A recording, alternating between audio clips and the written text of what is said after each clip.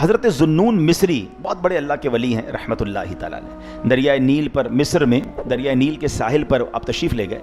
کسی گہری سوچ میں مگن تھے کہ ایک بڑے سے بچھو کو آپ نے بڑی تیزی کے ساتھ دریا کی طرف جاتے ہوئے دیکھا. آپ اس کی طرف متوجہ ہو گئے اور اس کے پیچھے پیچھے پانی کے کنارے پر پہنچے کہ دیکھو یہ اتنا بڑا بچھو جا کدھر رہا ہے. آپ نے دیکھا کہ دریا میں سے ایک مینڈک نکلا اور وہ بچھو اس کی پیٹھ پر سوار ہو گیا. مینڈک کے اوپر، یعنی گویا مینڈک اس کے لیے کشتی بن کر آیا اور یہ اس کے اوپر سوار ہو گیا اور دریا میں تیرنے لگا. دریا پوری پار کر گیا. حضرت ذوالنون مصری نے کہا یہ اللہ کے رازوں میں سے کوئی راز ہے کہ یہ ہو کیا رہا ہے. آپ بھی ٹریول کر کے آپ نے بھی دریا کراس کیا. اب وہاں جب دریا کے کنارے پر پہنچے تو وہ مینڈک نے گویا اس کو اس کنارے پر لگا دیا اور وہ بچھو اتر گیا. اب وہ بچھو جانے لگا تو آپ بھی پیچھے پیچھے چلنے لگے. اب ایک درخت کے پاس پہنچے. وہاں دیکھا کہ ایک نوجوان مدہوش بالکل بے ہوش پڑا ہوا ہے اور اس نوجوان کے سینے پر ایک بہت بڑا سانپ پھن بنائے بیٹھا ہے اور قریب ہے کہ اس کو ڈنک مارے گا. تو اس بچھو نے جا کر اس سانپ پہ اٹیک کیا، اسکارپین نے، اور اس سانپ کو مار دیا. حضرت ذوالنون مصری کہنے لگے یہ اللہ کی شان، بندہ ادھر بے ہوش اس کی جان لینے سانپ پہنچ گیا، اللہ نے یہ انتظام کیا کہ اس اسکارپین کو وہاں تک پہنچایا اور جا کے اس نے سانپ کو مارا. یہ ہو نہ ہو یہ اللہ کا کوئی بہت نیک بندہ آدمی ہے، یہ بہت بڑا اللہ کا ولی ہے. حضرت ذوالنون مصری کہتے ہیں میں اس کے قدم چومنے کے لیے آگے بڑھا، وہ بے ہوش پڑا ہے. اور اللہ کے ولی، یہ اللہ کے جو ولی ہوتے ہیں نا، یہ جب کوئی نشانی مل جائے نا تو وہ اور اٹیچ ہو جاتے ہیں. وہ کہتے ہیں یار یہ اتنا نیک آدمی ہے.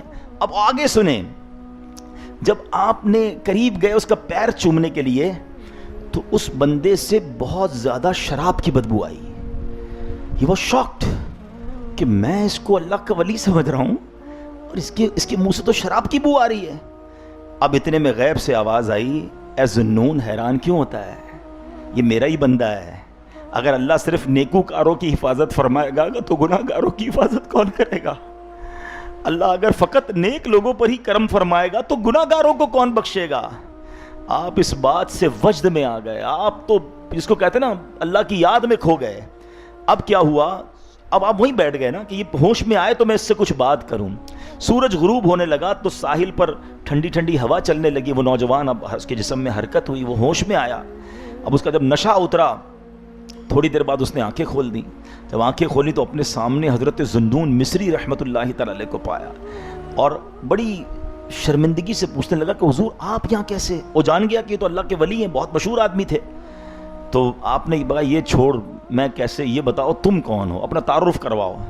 اس نے رائٹ سائڈ پہ اپنے جب دیکھا کہ اتنا بڑا سانپ مرا ہوا پڑا ہے اور لرزنے لگا، خوف سے کانپنے لگا.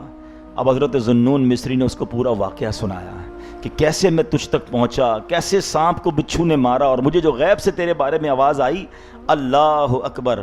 اب وہ گناہگار اپنے سر پر مٹی ڈالنے لگا اور کہنے لگا اگر وہ ذات اپنے گناہگار بندوں کے ساتھ ایسا سلوک کرتی ہے تو پھر نیکوکاروں کو کیسا نوازتی ہوگی. جب وہ کریم اپنے نافرمانوں پر اتنا مہربان ہے تو وہ اپنے نیک بندوں پر کیسا مہربان ہوگا. یہ کہہ کر اب وہ جنگل کی طرف چلا گیا، گناہوں سے توبہ کی، مجاہدے کرنے لگا. اور ایک وقت ایسا آیا کہ وہ شرابی جو تھا اس کا شمار بھی اللہ کے نیک بندوں میں ہونے لگا. اللہ اکبر. بلکہ رب نے اس پر اتنا کرم فرمایا کہ اگر وہ کسی بیمار کو دم کر دیتا تھا اللہ اس کو شفا عطا فرما دیتا تھا.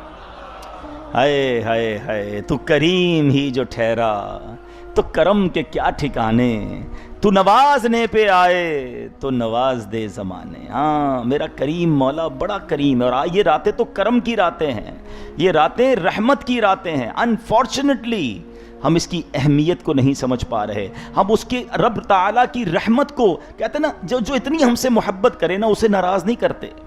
اللہ کی نافرمانی نہ کرنے کے دو تین ہمارے ذہنوں میں خیال ہوتے ہیں. کچھ لوگ اس لیے گناہ نہیں کرتے یا نماز پڑھتے ہیں کہ نہیں پڑھیں گے تو مار پڑے گی، جہنم میں ڈال دیا جائے گا. یہ خوف سے نماز پڑھنا ہے، یہ خوف سے اللہ کی اطاعت کرنا ہے. مگر اس سے اوپر کا درجہ پتہ ہے کیا ہے؟ کہ بندہ محبت کے ساتھ کرے کہ جو مجھ پر اتنا مہربان، جو ایسا کریم، جو ایسا مالک کہ میرے جرموں پر پردہ بھی ڈال رہا ہے، مجھے نواز بھی رہا ہے، کروڑوں سے اچھا بھی بنایا ہے، میں اسے کیسے ناراض کر سکتا ہوں؟ یہ جو لیول ہے نا اللہ کی اطاعت کا، یہ کچھ اور ہے.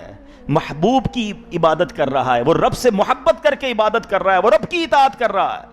تو اپنے دلوں میں محبت الہی کو پیدا کریں. یہ وہ لمحات ہیں, یہ وہ گھڑیاں ہیں, انکریز کریں اللہ کریم سے اپنی محبت کو کہ رب کیسا مہربان ہے کہ ایک رات عبادت کریں تو 1000 مہینوں سے زیادہ ثواب عطا فرما دیتا ہے.